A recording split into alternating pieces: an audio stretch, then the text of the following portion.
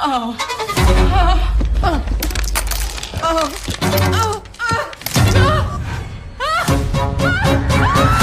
Elle se redresse brusquement sur le canapé, le visage figé par la peur. Affolée, elle attrape son téléphone, inspecte ses dents une par une, sans rien trouver d'anormal. Mais avant même de pouvoir se rassurer, une violente quinte de toux la saisit.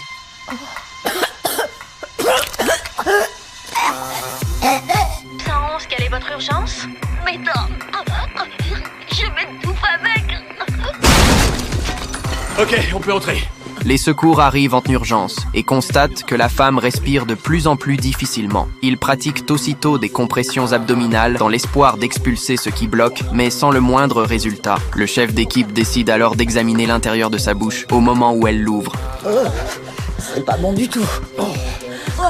Mes dents, elles ont plus là. Je crois pas, mais on a clairement quelque chose là au fond. Très bien. Ouvrez grand, s'il vous plaît. Il y a un saignement au niveau du palais. Bon, allez. Ah, et je confirme que c'est pas une dent. C'est peut-être une caséum.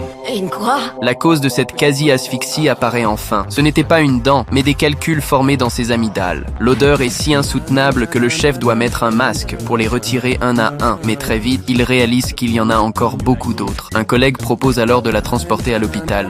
Non, c'est hors de question. T'as pas vraiment le choix. Non, c'est non. Je vais exposer personne d'autre à cette haleine venue de l'enfer.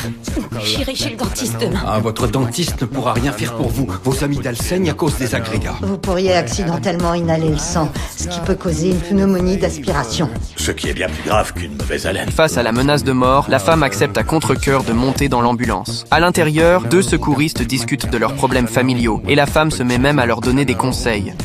Est-ce que vous voulez, c'est important aussi. Très bien, vous ne devriez vraiment pas parler maintenant. Face à la menace de mort, la femme accepte à contre-cœur de monter dans l'ambulance. À l'intérieur, 2 secouristes discutent de leurs problèmes familiaux et la femme se met même à leur donner des conseils.